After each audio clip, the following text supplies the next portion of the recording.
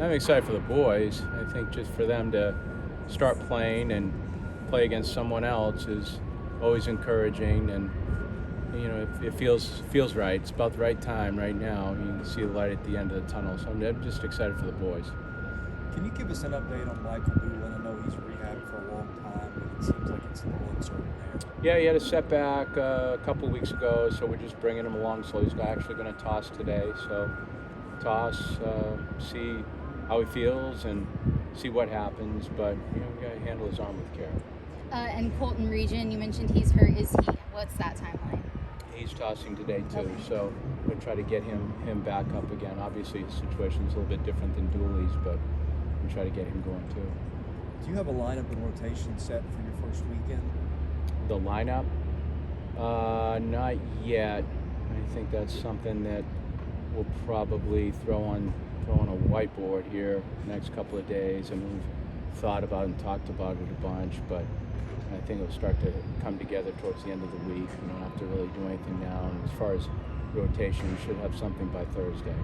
Where you're unsettled in your lineup, is that just positions haven't been decided yet? Is that could be a lefty-righty situation depending on who you face? I think it could be all of the above. I think the uniqueness of the group is there's some similarities in players, and there's not a lot that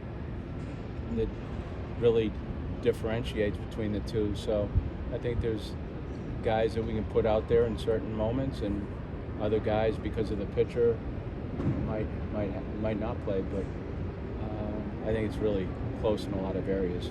Where are you most unsettled right now? I wouldn't say unsettled, really, the word. I think it's just you got pretty good options at some spots. With the catching position, you got good options. You get infield, you have some good options. You're starting to get some clarity there. Parker's worked well at first base. We moved Austin over to third base. He's been playing well over there, and Basti and Diaz have been playing up the middle for a little over a week now. So that's come together pretty good. And then the outfield, I just think there's some good options out there. With McKenzie and Hewitt and Bradfield and Polk and Schrack. Guys, I know they're right, left-handed differences, but all pretty good. Coach, what's been your biggest takeaway from this offseason? Consistency, maturity, steadiness. Those are the things that come to my mind first. The group operates well. They stay pretty localized on what they're doing. I mean, there's not a lot of conversations about future. I mean, we've done a pretty good job about getting in this environment right here and taking ownership of it. Their minds haven't been elsewhere, and that's always a concern. With 18, 19, 20-year-old kid, they start looking ahead, and no reason to look ahead because you just don't know what's going to be ahead. So I think they've gotten in this environment and done well of staying here, both physically and mentally. Bastine seemed like a guy who's maybe taken a jump since a year ago. How do you assess him? What do you see when you watch him play? Yeah, summer helped him. Got a lot of at-bats. So I think anytime someone goes to the Northwoods League, it's almost like a professional schedule when you go up there because you're playing every day. But he got a bunch of at-bats, and I like how he's moving on the field. There's a different rhythm to him defensively in terms of how he's catching the ball and throwing the ball. So, and I like his versatility. He can play second, short, third. I mean, we started him last year at first base, albeit he didn't play much after that. But I think he's a kid that can give you a lot of different looks. Structure the back end of your bullpen. I know you got Thomas, who closed all last year. You've got Moore, who's shown some flashes of things. You got Nick Maldonado, who's closed and done other stuff. How do you evaluate where you are and maybe usage right off the bat? I would say, just in terms of those kids that you mentioned, just more experience towards the back end of a game, and Jack Anderson too. I think you're not talking about last year, but towards the end of last year, we were kind of minus a couple of arms. Certainly Sam at the end, but Hunter and Jack Anderson weren't able to throw. And I think now you're looking at this year, if health remains the same, then you have older presence at the end of the game, and that's a good thing. Do you have an idea yet of who's going to be starting and who's going to be in the bullpen? I think from a volume standpoint, how we built them up, we do. You got about. I think you have to go into a beginning of the year, and you're basically piggybacking starters just because of the volume. You're not going to build up a lot, so yeah, you have about 6 guys, 7 guys that have trained like starters. So they'll eventually find their way on the field this weekend. Is this going to be a similar approach to last year where you kind of started the season in a piggyback spot where you pitch a guy for 3 or 4 innings and then the next guy would do that? Are you looking at a similar situation this year, or is it maybe sorted out a little differently than that? Yeah, well, it might sort out the same. I just don't know. But I think it's just being able to have a guy ready once the starter has reached his pitch limit, whatever that may be. They just haven't built up a lot of volume at this part of the ramp-up time to start February 17th, 18th games minimum. So, it just takes time. And that time we'll build pitches, build innings, I'm sure, as we get into March and April. There's been talk that the season starts too early. You just wanted to get your development, get guys ramped up. Would you like to see that pushed back at some point? Personally, I would. I think, but that's me. And who cares what I think? It's like, I think March is a good defining time. And, if it was Tim Corbin, and I'd say I like March 1st. March 1st to me sounds about right, in terms of health, getting pitchers built up. You think about it, these kids are by themselves or doing things on their own for like 30, 35 days. And then you get like 3 to 4 weeks when you get back here with them. But I know that you have to work from the back, and the back is Omaha. So that date would have to be situated in a way that you could still play 56 games. Whether it's the July 4th period, I'm not sure. But Omaha during that period and starting a season March 1st, at least from my vantage point, it looks right. It just feels right for the athlete. What are your thoughts on the SEC's new, 10-run rule? Yeah, playing it. I think it doesn't matter what my thoughts are. Playing it. So that's the way it is. Just got to make sure you're not losing by 10 in 7 innings. So yeah, it's speed up rules, and I'm all for speeding the game up, but there's been situations too in the past. We've been part of it. North Carolina State against Clemson, forget the year, we were down by 11, top of the 9th in Raleigh, came back and won with 2 outs. So, nothing's ever over in baseball, but it is what it is. Any good surprises this year? Surprises? Good surprises in play that surprised you that really turned out good? They're all improving, I think. Yeah, I think, I never really get too surprised by what anyone does. As long as they're improving, that's all that matters. Back to the pace of play stuff. I'm guessing you had a heads up on that a lot longer than the press release today. But have you worked that into preparation? I mean, I know you have, but has that really changed the way that you guys approach anything? Not a lot. I think more on the hitter, to be honest with you. I think the pitcher, once he gets to the mound, that's been in play for two years. I think the hitter staying in the batter's box for 10 seconds, yeah, that's come up once in a scrimmage, and I'm glad it did, because we were penalized by it, and it was with 2 strikes too. So it took the hitter away from his at bat. But it's just getting in the box. I think once it's in play and once you start playing with it over time, I think it all comes together. I don't think it's a big issue. Major League Baseball is going to be more exposed than we are. So, pace of play has been a topic for decades. Why does it take so long for something like this to happen, to actually speed the game along? Probably because it goes against everything that you've done for a long period of time, and there's probably stubbornness to wanting to change when something's been in play for such a long period of time. I don't think pace of play is a bad idea. I think it's put in play in my opinion, to move the game along so the consumer can enjoy it. No one wants to sit and watch a very slow game for 3 hours and 45 minutes. Attention spans just aren't built that way. The game can still be played naturally at a rhythm that I think is favorable to both sides, the people that play it and the people that watch it.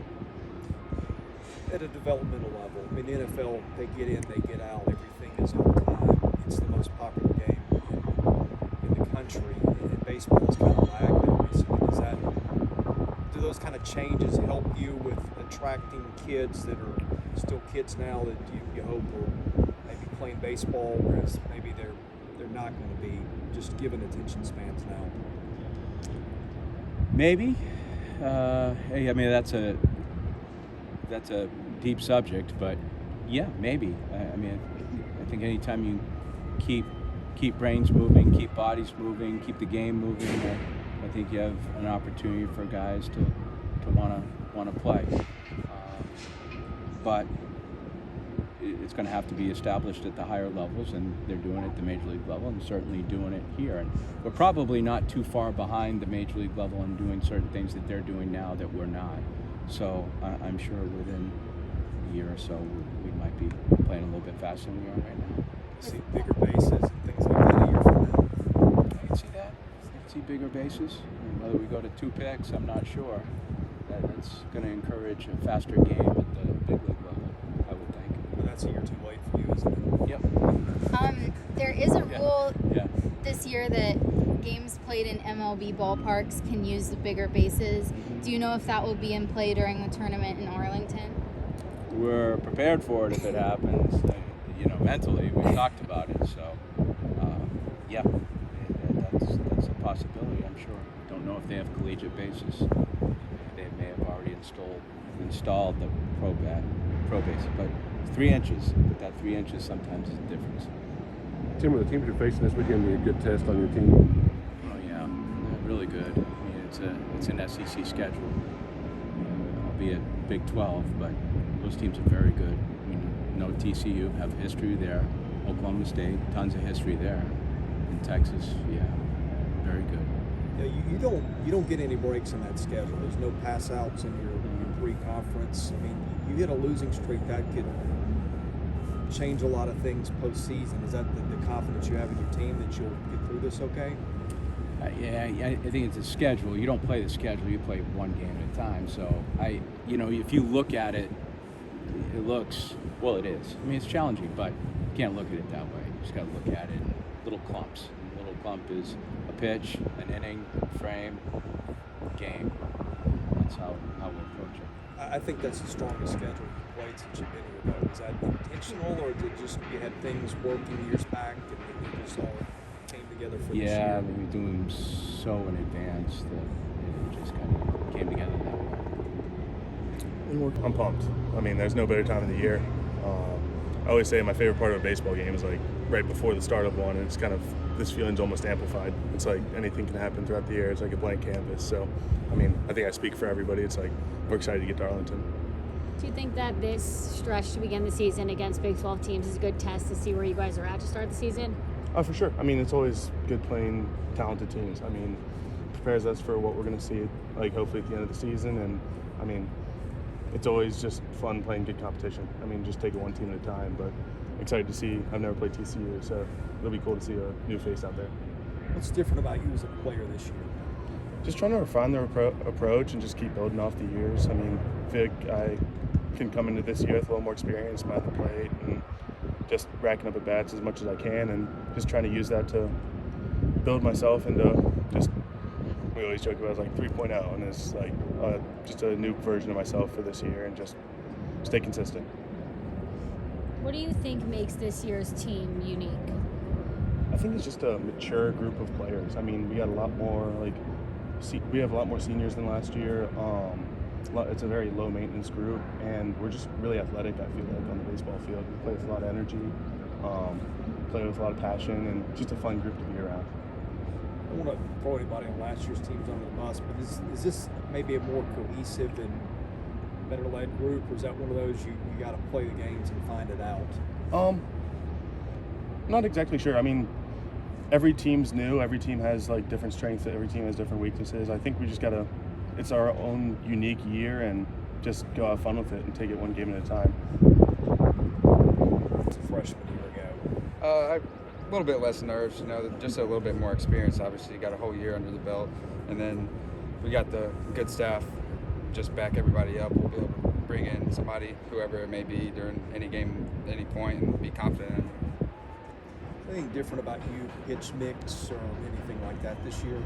Everything will be pretty much the same, but confidence, command, I think everything will be a tick better. You went through a stretch last year where it got dicey mid-season. You came up, got it pretty well. What did you learn from the rough patch? What adjustments did you make when you were really pitching well at the end? It was really just a learning experience, just sit down with Ronnie and Sammy and just figuring out what is wrong, like what is it, and just being able to fix that within the couple weekends that it took. There's a couple players in this tournament that you played on Team USA with. What is it going to be like to face them, after the summer? I mean, it'll be fun. Obviously, you compete against your friends, but it'll be fun. But at the end of the day, it's competition. We're still trying to beat them. What do you think makes this year's team great? I think we have really good leadership. We have 9 seniors, so that's very big. And then we play really fast, and I think we play for each other a good bit. How excited are you to get the season started? Very excited. We're just ready to get on the field against some outside competition. What do you know about TCU? Not a ton, but I know their lineup's going to be a little bit different than last year, just like every other team we play. But just get out there and compete and not really worry about what their lineup looks like. Are you guys still in the us versus us phase, and you flip the calendar of who you're playing, I guess, between now and the trip? Yeah, I mean, we'll still be us versus us until it comes time to Friday when we turn it on against outside competition, but we'll just be playing for each other during that as well. How do you feel about how the rotation's shaping up this year? I think we have so many options that I don't think we really have to worry about that we have so many guys, a lot of seniors as well on the staff that will be able to take lead in whatever roles for everybody. Guy or two take you deep, which doesn't happen a ton. 3. What's that say about the guys? 3. I was trying to be nice. What's that say about the guys you're facing?